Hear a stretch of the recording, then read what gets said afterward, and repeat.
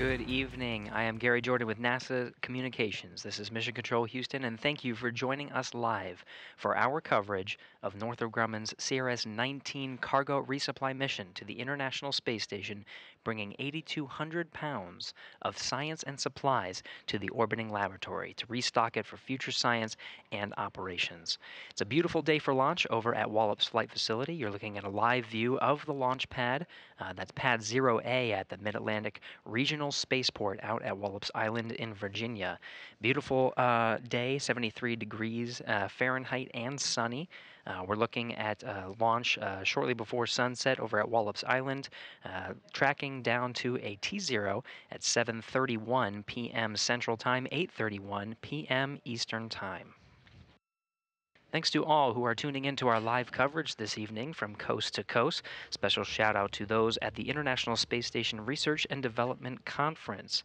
For those who are out there, it is thanks to you and your contributions towards science and the relationships that have been built at that conference to bring science on this mission and future missions.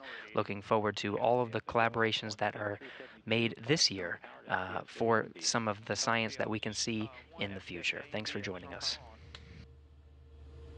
Again, the time of liftoff is 8:31 p.m. and 14 seconds Eastern Time. Everything on track, still tracking a 20% probability of violation. That's 80% go. Weather looks good, and the range looks good for a launch this evening.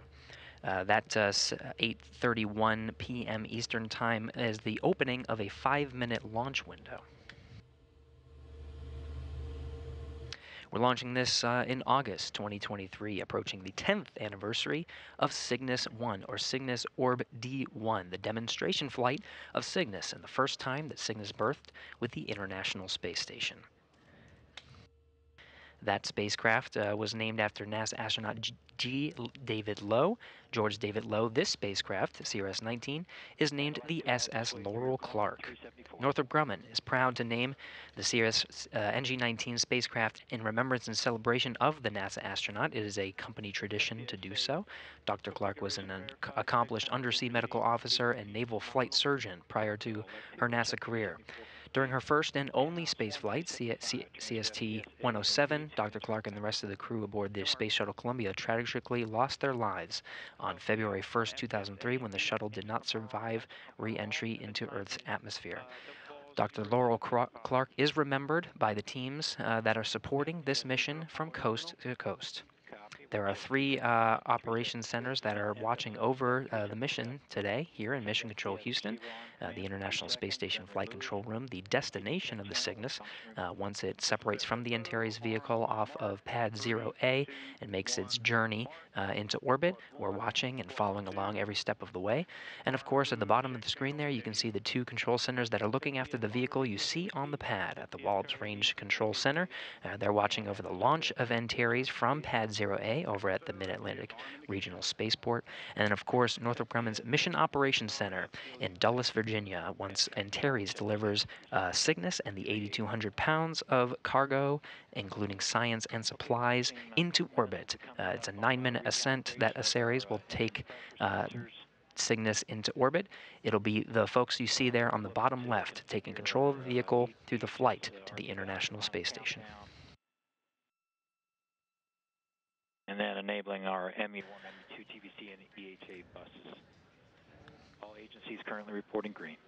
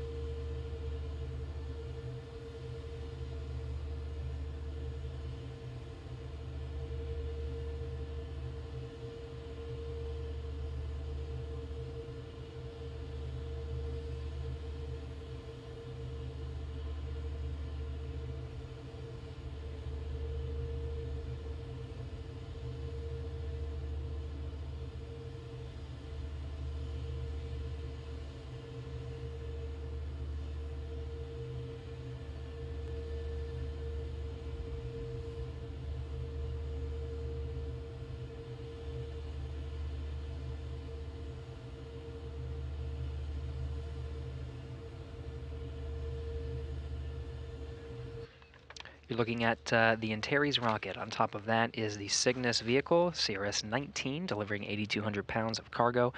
Fueling is wrapping up here. By the time we get to T0, it will be completely filled. You can see the LOX venting happening on the side of the vehicle right now. That's the oxidizer.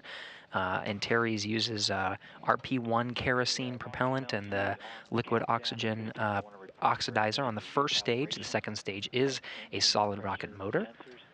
So that venting is part of the fueling process, and we'll continue to see that venting, the billowing of the cloudy smoke there on the side of the vehicle throughout the duration of the countdown to T0. Again, we're going down to 8:31 p.m. We're watching all of this from the International Space Station Flight Control Room. You can see it on the center of our screen. We're following along every step of the way, and we will continue to do so throughout the flight of Antares and the flight of Cygnus to the International Space Station. For launch, the teams here in the International Space Station Flight Control Room are led by Flight Director Marcos Flores. During the Orbit 3 shift, Marcos has the responsibility of the International Space Station and overseeing all the operations on board while the crew is in a sleep period. No Capcom today. If the crew needs anything during their sleep period, it'll be Marcos answering the call. The visiting vehicle officer is Ray Bijanes. It is his job here in Mission Control Houston to communicate with the teams that you saw earlier in Dulles, Virginia, the Northrop Grumman teams, and be working with them every step of the way to make sure Cygnus is making its incremental steps to rendezvous with the International Space Station for an on-time launch today. We're looking at a Friday morning rendezvous and berthing to the International Space Station. Ray will be watching the operations here for this leg of the trip. LC Prop 2 in work. Now, currently in a sleep period, though they may be waking up. It's midnight GMT aboard the International Space Station, but they could be tuning into this coverage. It is their sleep period, though, so they may be getting some well-deserved rest for the operations to capture and berth the Cygnus to the space station on Friday. From left to right, we have Frank Rubio, NASA astronaut, Dmitry Petelin of Roscosmos, Sultan Al-Nayati of the United Arab Emirates. We have Woody Hoberg there in the center frame, NASA astronaut. Right to his right is NASA astronaut Steve Bowen. Andrei Fedyaev is the Roscosmos cosmonaut to the right of Steve Bowen. And then rounding out the crew, the International Space Station's commander, Sergei Prokopyev. All 7 are on board the International Space Station right now, taken to the space station by a Crew Dragon and a Soyuz vehicle. Of this crew, it will be Woody Hoberg and Frank Rubio to perform the capturing operations for Cygnus on Friday. Check 388, 389, and site control, step 391. You go to ARMTEL for rapid retract. And in work, I will report back in approximately 10 minutes when it's complete. Copy that, site control. LC Ops 1 TVC and EHA buses enabled. Roger, Ops 1, check 390. Here you can see a graphic of the Cygnus spacecraft and the Antares launch vehicle in its stacked configuration.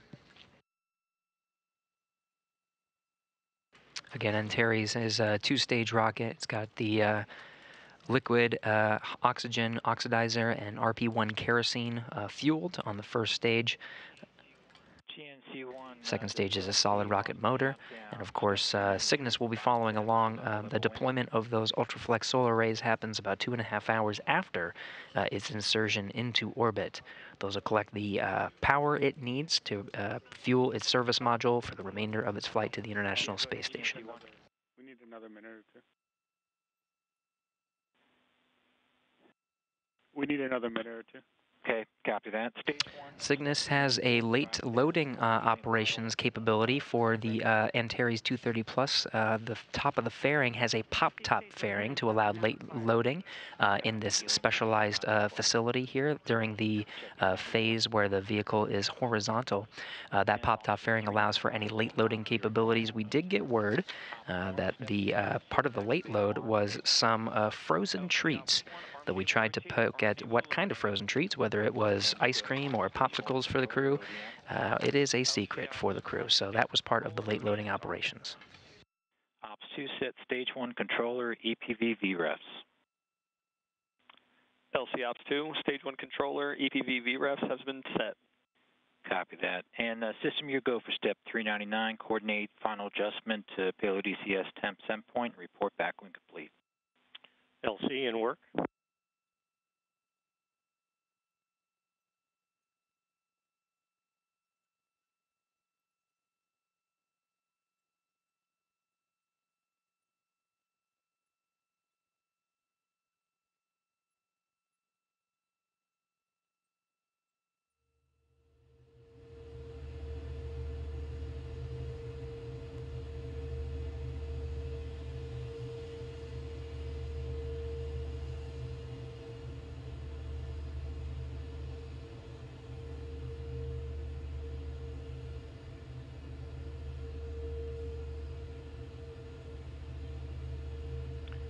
LC system, countdown 1.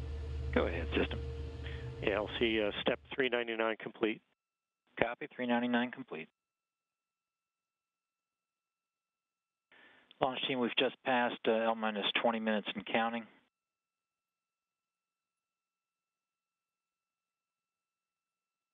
Okay, you're hearing the countdown net over at Wallops Island from the Wallops Range Control Center, going through the methodic milestones. We're 20 minutes away from launch. Everything's looking good as the vehicle transitions to internal power.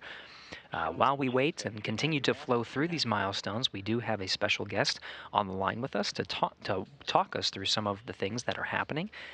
First, we have Christina Halona, Antares Systems Engineering Program Manager at Northrop Grumman. Christina, do we have you? Hi, Gary. Yes, you do have me. Thank you. I'm excited to be here, and many thanks to everyone joining us today to see a successful Antares launch and Cygnus mission to the International Space Station.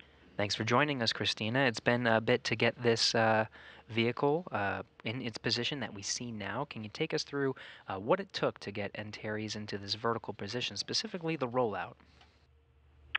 Sure.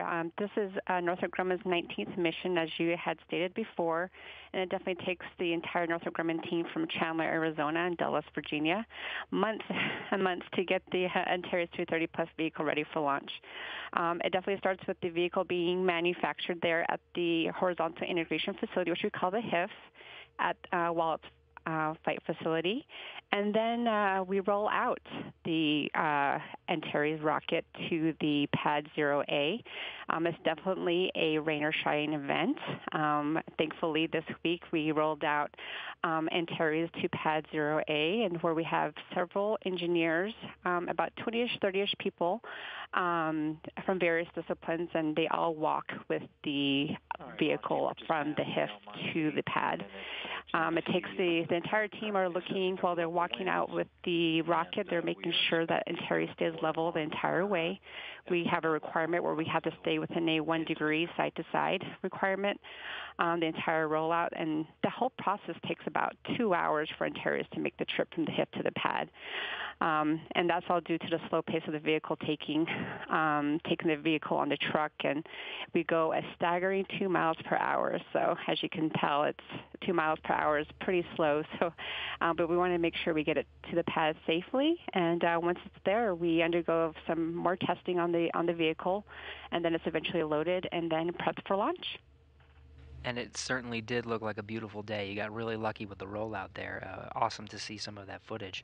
You know, this is not the first time you've done this, as you mentioned. It's been a while. You're coming up on 10 years since Cygnus's demo mission to the ISS, and more than 10 years since Antares' maiden flight on April 21st, 2013. When you look back at all that's been accomplished over these 10 years, what sticks out to you? You have 16 successful flights. You've been upgrading the Antares incrementally over these years. What really sticks out to you as you reflect on these past 10 years? The one thing that Northrop Grumman's very happy to share is that Antares has carried approximately 130,000 pounds of cargo to the International Space Station, and our Cygnus spacecrafts in total have hauled away about 91,000 pounds of waste. So, like you said, over the years we've expanded the capabilities of Antares and Cygnus to increase our cargo capabilities. We perform late loads.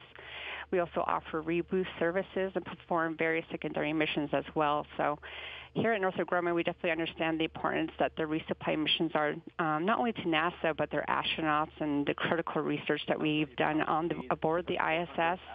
You know, there's been so much, advances of technology that have come from their research in space, and we're definitely honored to be a part of it and excited for all the missions to come, and this one for today, for sure.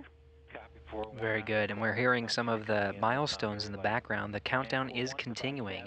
Cygnus's transition to launch mode. We're getting ready to send CRS-19 to the International Space Station, named the SS Laurel Clark. I wonder if this Cygnus, this vehicle, this mission, and the name have any personal significance to you, something that you tie very closely to this specific mission. Hi, Gary. Yes, actually, I was an undergraduate student at Arizona State University when Dr. Laurel Clark was picked to be an astronaut. And, being a Navajo woman and studying aerospace engineering, along with countless other STEM, women around the world who are wanting to pursue their engineering degrees. It was Laurel. She was an astronaut. She was a medical doctor, a U.S. Navy captain, a space shuttle mission specialist, and the thing that was very special to me is that she was also a fellow astronaut Group 16 classmate of one of my mentors, who is a retired astronaut, Dr. John Harrington of the Chickasaw Nation, who was the first Native American in space. So she really had a tight bond with her entire class, and just knowing that cousin really stuck out to me. And it's her incredible accomplished career and passion for the research in space that helped me cement my work in the aerospace industry. And, it's been 20 years since Columbia's space shuttle tragedy, and where Laurel and 6 others of the astronauts lost their lives. And, it's just been amazing to witness Dr. Clark's career achievements that took her career to under the sea and to the stars, basically. And, she and the entire Columbia crew of the STS-107 continue to inspire, future generations of explorers. And Northrop Grumman is proud to commemorate our NG-19 Cygnus spacecraft, the SS Laurel Clark, for the NG-19 mission, where she has made a substantial contribution to the United States commercial space program and to human space flight. So we're very honored to have it named after her, and just a very special place in my heart for her and the entire crew of the STS-107.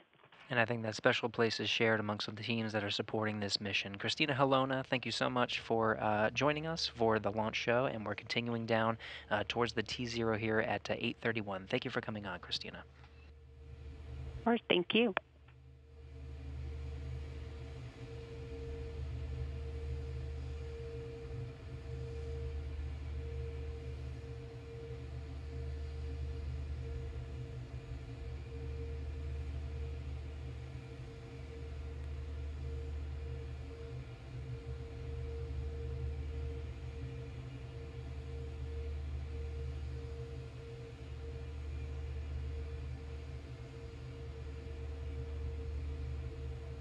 And as mentioned, as we were talking with Christina, the milestones for counting this mission down to T0 have been moving along. Okay, Launch Team LC, we're coming up on our poll to proceed with final countdown. This is step 414. GSO? GSO is go. RSO? RSO's go. TD? TD's go. Prop lead? Prop lead's go. Stage 1. Stage 1 is go. MES-1? MES-1 is go. GCE? GCE is go. ACE? ACE is go. Mars? Mars is go. CMD? CMD go. LD? LD is go. NG? Northrop Grumman is proud to honor accomplished NASA astronaut, medical doctor, U.S. Navy captain, and space shuttle mission specialist Dr. Laurel Clark. Laurel was a passionate contributor to the space program, improving our understanding of spaceflight effects on the human body. Her crew's successful completion of 80 experiments on the STS-107 mission advanced the bioscience knowledge of plant growth in space. A proud and dedicated wife and mother, Laurel spent most of her free time during the mission conversing with her family. But when she did get time to look out, she described it as glorious. It is therefore an honor to return her legacy to space to once again enjoy the view as the SS Laurel Clark and Northrop Grumman are go for launch. Copy that. We are good to proceed with final countdown. Check step 414. Godspeed, Patrick James.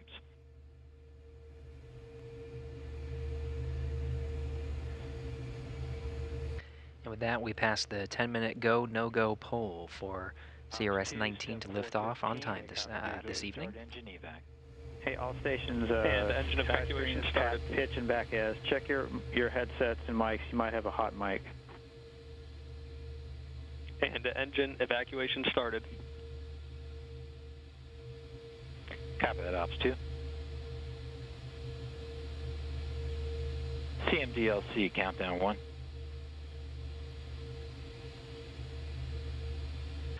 So in the final 10 minutes of this countdown, we'll be following along through the milestones to get Antares prepared for launch. Some of the ones coming up to listen out for, in particular, at T-minus 5, Antares switches to internal power. Cygnus at this time is switched to its launch mode. T-minus 3 minutes 30 seconds as an auto-sequence handoff, the terminal count. Computers, at this point, will take over for the final steps through launch. And at T-minus 40 seconds, the tanks are pressurized for engine ignition. At T0, we're tracking down to 8:31 and 14 seconds p.m. Eastern Time.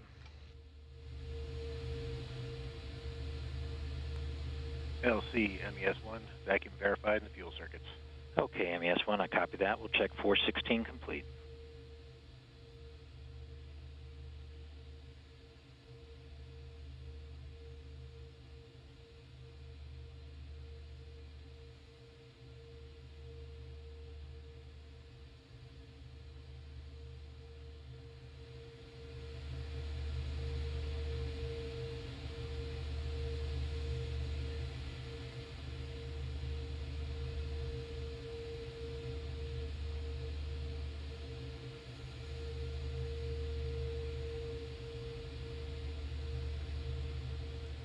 Live shots of the liquid rocket engines that will mix RP-1 kerosene and liquid oxygen. To go to enable ACS VDMs.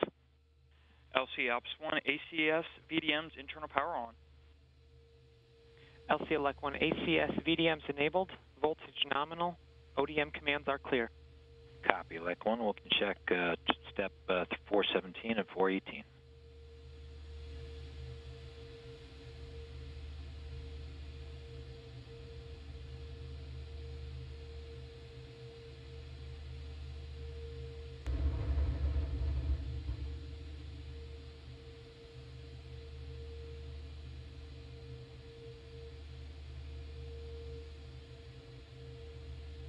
A little bit about what to expect for Antares ascent. It's a two-stage rocket, so the liquid oxygen or the liquid propellant will burn on the first stage for about approximately 3 minutes 18 seconds until main engine cutoff, and then enter into a coast stage with first stage separation about 3 minutes 24 seconds and fairing separation at 3 minutes 54 seconds. There's an interstage separation and then the stage 2 ignition after 4 minutes. And this stage 2 is a solid rocket motor that burns for 2 minutes and 44 seconds. After another coast period, the spacecraft will separate from the second stage shortly after 9 minutes to insert Cygnus into orbit.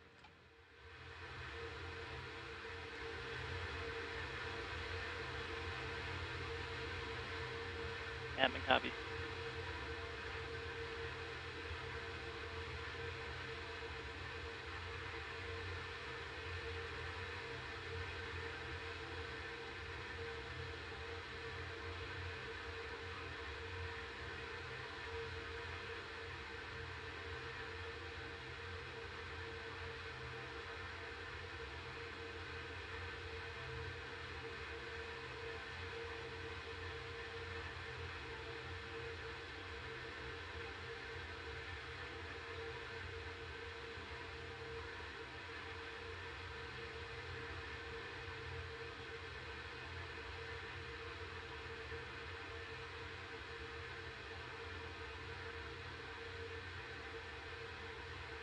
LC, probably we have step 421, VTSO activation verified.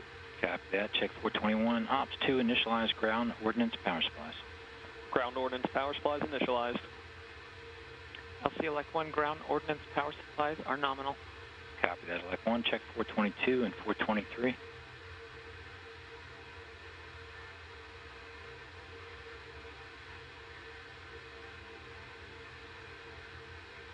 T-minus 6 minutes and counting. The sun is setting on the east coast there.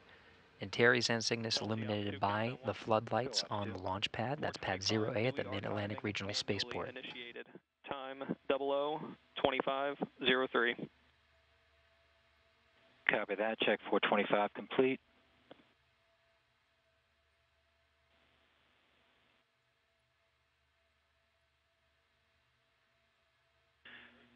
And LC CMD, step 413, Cygnus is launch mode and nominal. Copy that, CMD. Site control, can I get a call on 424? You can, LC. I can confirm F8 UCS transfer to GN2. Copy that. Check 424 complete.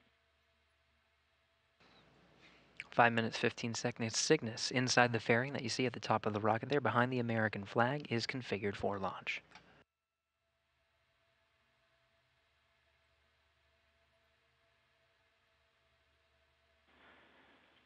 Ops 2LC, step 426. You go to initiate engine priming.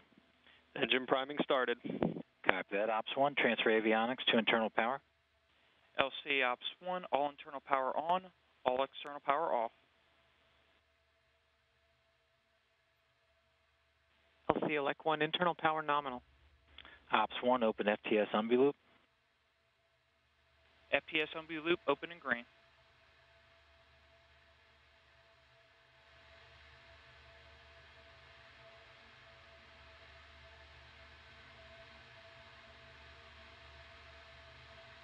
FTLU and FTS receiver indications are nominal.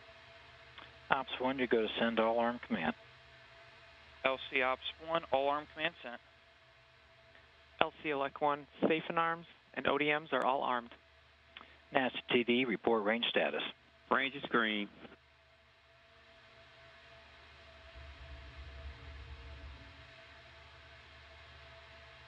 LC MES1, priming verified. Copy that. MES1, check step 434. Inside 4 minutes from launch, the team's reporting that the range is green. Antares makes a southeastern track down the eastern seaboard and across the Atlantic. If you're on the East Coast, there are maps that allow for certain visibility of Antares, and in this night sky, you may get a good view, though we are hearing it is a bit hazy on the upper altitudes, so there might be some cloud coverage that prevent sightings, but for those that are close to the Mid-Atlantic Regional Spaceport over on Wallops Island, there may be some sightings through the first leg of ascent. 3 minutes, 15 seconds and counting. LC elect 1, FC commanded to flight mode. Copy that. Check 437.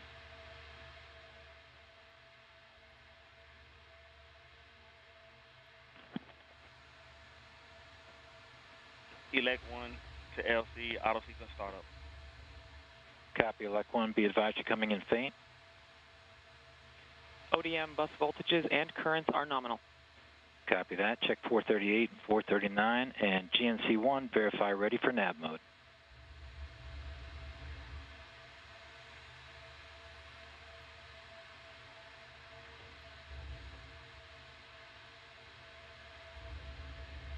LC GNC1, ready for nav.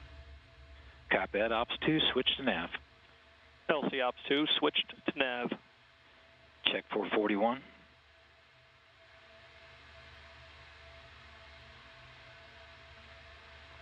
LC GNC1, nav mode verified. Copy that. We'll check 442, and we're at T-minus 2 minutes and counting.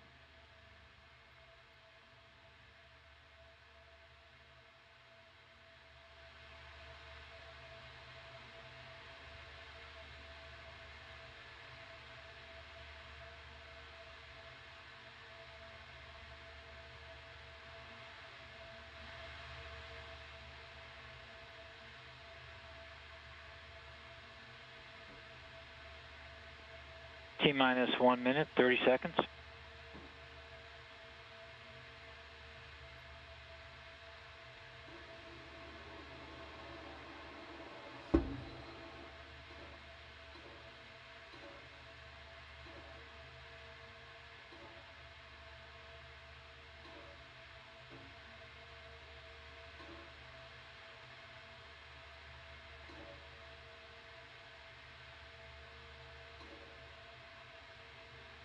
T-minus 1 minute.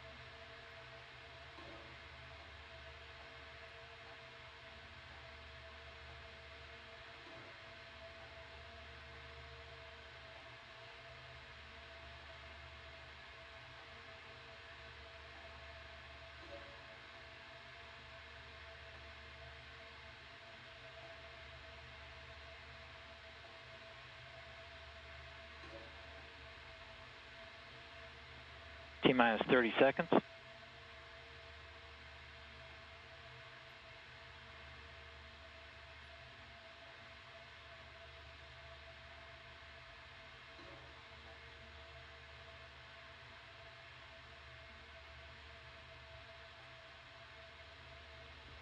T-minus 10.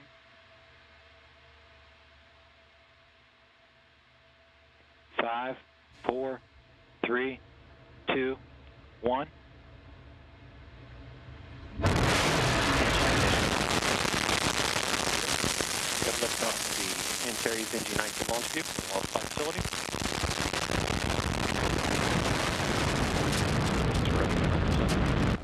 Antares taking Northrop Grumman's commercial resupply mission 19 into orbit to the International Space Station.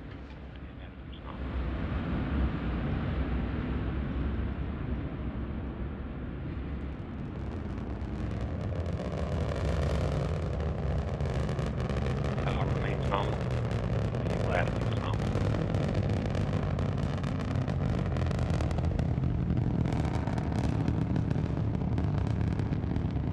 Flight controllers reporting a nominal ascent for Antares. Power is nominal. Attitude nominal. Core pressurization is nominal.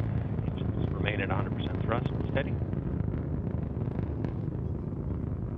Stage 1 TBC is nominal.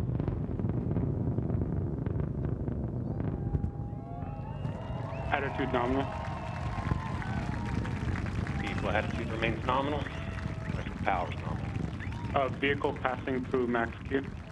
Vehicle now passing through max Q. Max Q is the maximum dynamic pressure experienced on Antares. Remains nominal.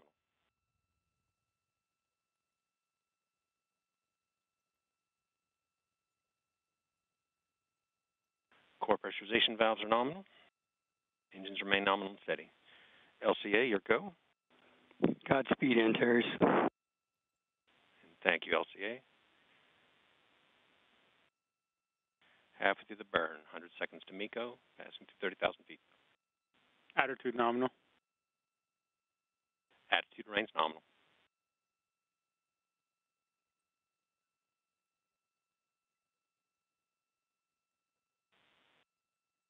Engine remains nominal, steady at 100%.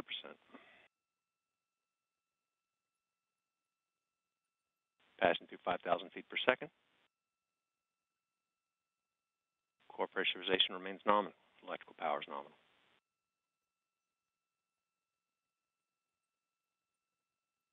TBC remains nominal. Engines remain nominal. Electrical power is nominal.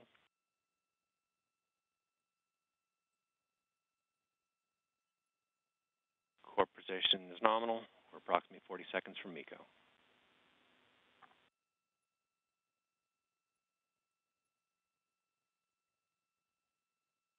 Slow throttle down has begun.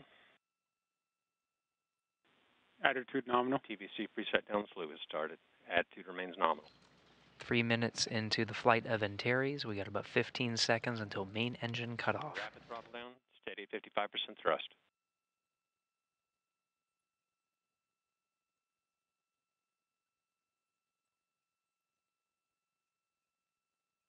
And we have main engine cutoff.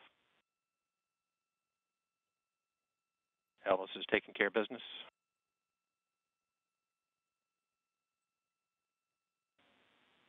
We have stage separation.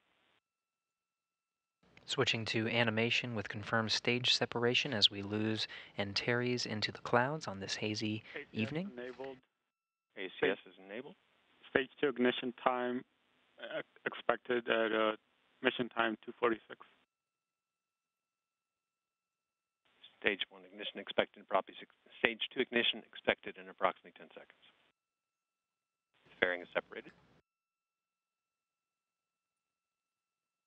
Antares currently in a coast phase.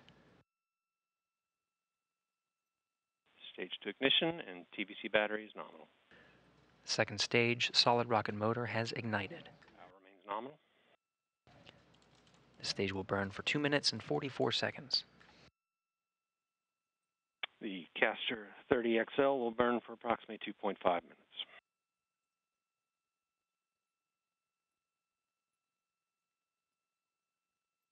Power remains nominal.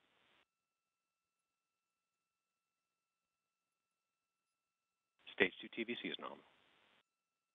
Flight controllers reporting good performance on the second stage. Power remains nominal.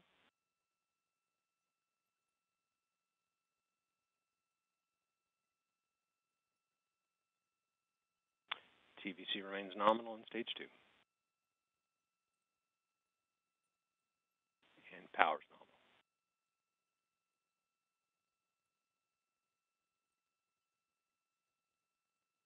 We are approximately 100 seconds from stage 2 burnout. Attitude still nominal. Attitude remains nominal. TVC is performing nominally.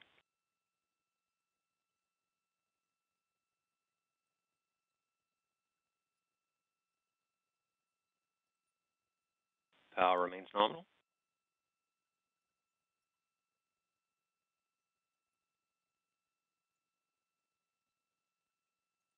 Stage 2 TVC remains nominal. Power is nominal.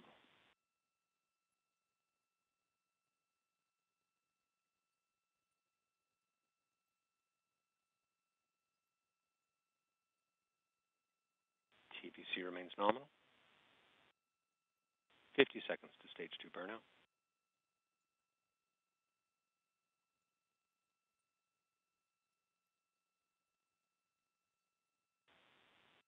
TVC, electrical power remain nominal.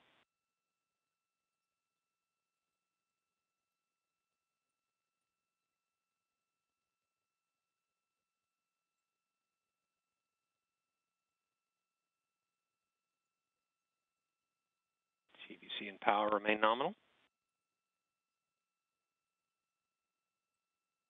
We're beginning to see tail off in motor pressure, and we have stage 2 burnout.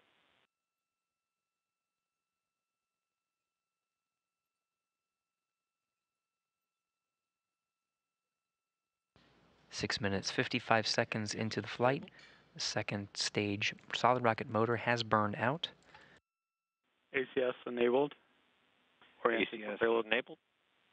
We're now entering about approximately a 2-minute coast phase. Antares is in orbit, and will coast for roughly 100 seconds prior to payload separation.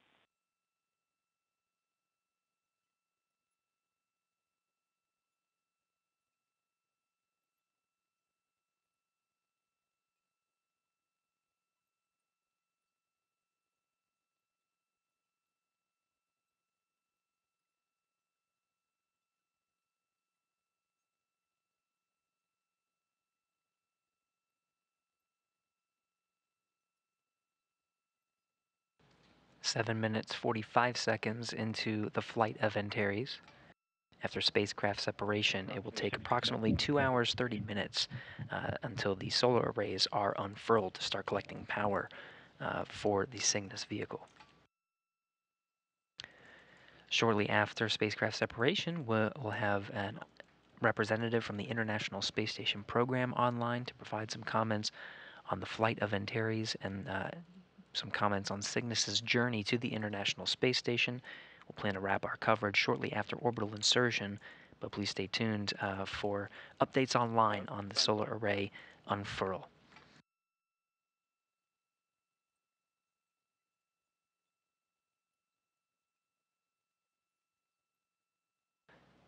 Spacecraft separation is coming up on 30 seconds. Power remains nominal. Vehicle continues to coast prior to payload separation.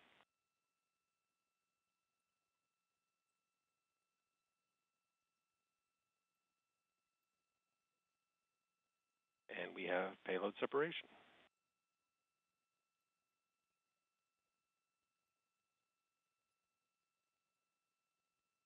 And the flight control teams confirm the visuals you're seeing here on the animation.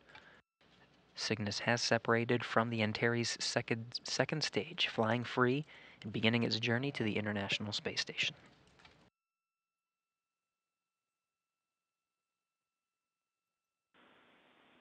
All right, launch team, LC on Countdown Net. We're going to go ahead and proceed with our post-launch checklist. We've confirmed that we've had Cygnus separation. Congratulations to the Cygnus team, and that sound you heard a little earlier was a mic drop.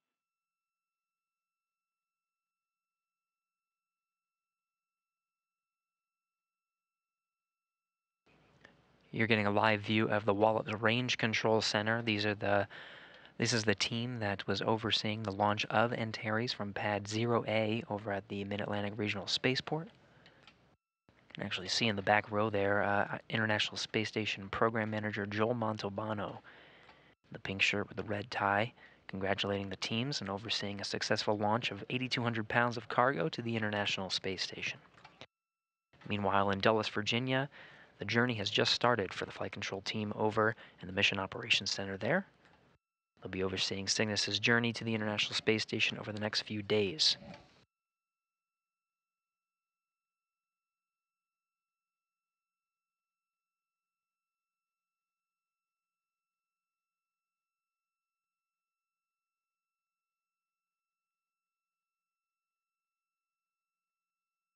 Of course, the operations today were executed by the team you see on the screen here, International Space Station Flight Control Room. We've been monitoring every step of the countdown and Antares flight and delivery of Cygnus into orbit. Successful delivery from Wallops. Thanks to the Wallops Range Control Center team there, all shaking hands and congratulating each other. And of course, Northrop Grumman Mission Operations Center. They'll be overseeing Cygnus's flight, as well as us here in the International Space Station Flight Control Room to ensure a safe journey over the next couple of days until Friday morning when Cygnus arrives at the International Space Station and is captured by the station's robotic arm.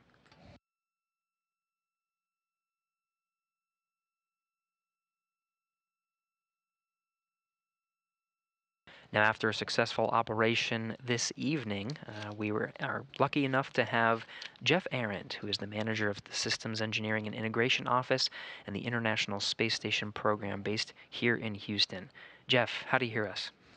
Loud and clear. Gary, how do you hear me? Hey, loud and clear. Thank you for joining us, Jeff, and providing some remarks. We just saw Antares deliver 8,200 pounds of cargo, including science and supplies, to the into orbit, and it's on its way to the International Space Station.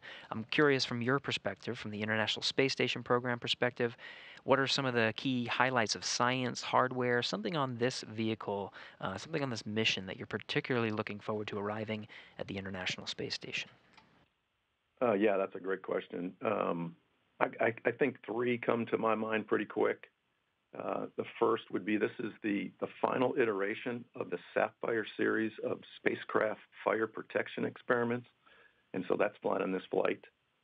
That's been a really interesting set of experiments, and we've learned a tremendous amount, to be honest with you.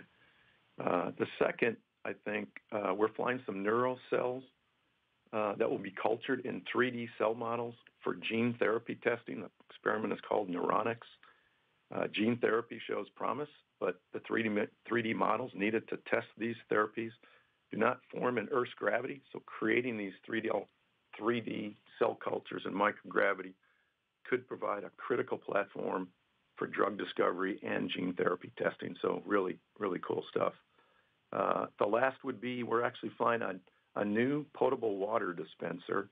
We're actually calling it our Exploration Portable Water Dispenser. It provides hot water and improves sanitation for the crew's use.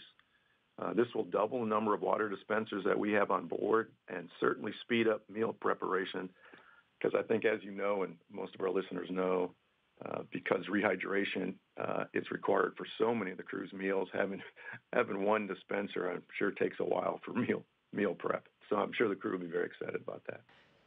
Yeah, I'm sure if they had any direction into what gets installed first, I'm sure they would choose that one just so they can get a couple of snacks early. Absolutely. Jeff, we're coming up on 10 years since Cygnus 1 with Orbital Sciences in September of 2013.